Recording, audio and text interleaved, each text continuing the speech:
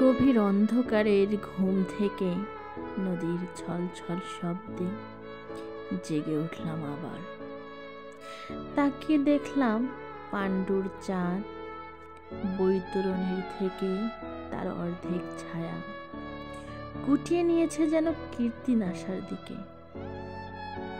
ধানসিঁড়ি নদীর কিনারে আমি শুয়েছিলাম পৌষের রাতে। কোনোদিন আর জাগবো না জেনে, কোনোদিন জাগবো না আমি, কোনোদিন জাগবো না আর।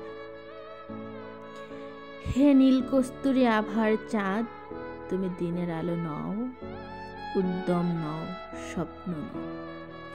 হৃদয়ে যে মৃত্যুর শান্তি ও স্থিরতা রয়েছে, রয়েছে যে অগাধ ঘুম, সে আশাত নষ্ট করবার মতো শেল তীব্রতা তোমার নেই।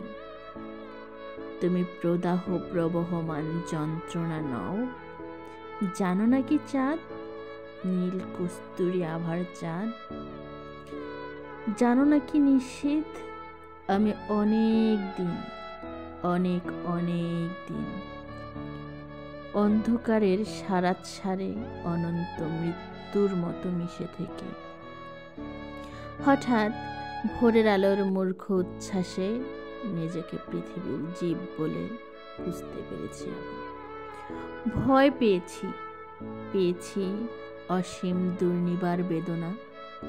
দেখেছি রক্তিম আকাশে সূর্য জেগে ওঠে মানসিক সৈনিক সেজে, পৃথিবীর মুখোমুখি দাঁড়াবার জন্য আমাকে নির্দেশ দিয়েছে। আমার সমস্ত হৃদয় ঘৃণায়, বেদনায়, আক্রোশে ভরে গিয়েছে। সূর্যের রৌদ্রে আক্রান্ত এই পৃথিবী যেন কোটি কোটি শুয়োরের আর্তনাদে উৎসব শুরু করেছে। হায় উৎসব!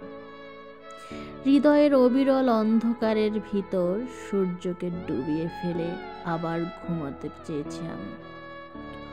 অন্ধকারের স্তনের ভিতর, যোনির ভিতর অনন্ত মৃত্যুর মতো মিশে থাকতে চেয়েছি। হে নর, হে নারী, তোমাদের পৃথিবীকে চিনিনি কোনোদিন।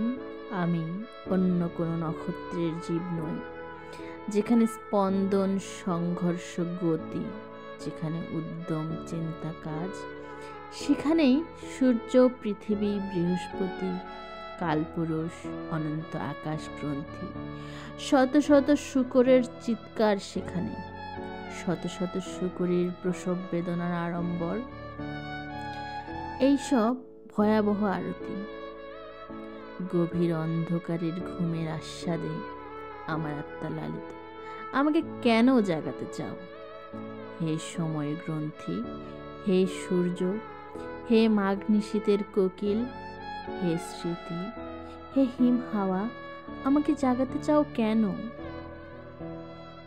অরব অন্ধকারের ঘুম থেকে নদীর ছলছল শব্দে জেগে উঠব না আর।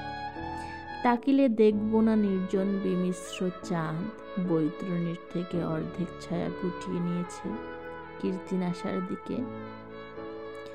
ধানসিঁড়ি নদীর কিনারে আমি শুয়ে থাকব ধীরে পৌষের রাতে।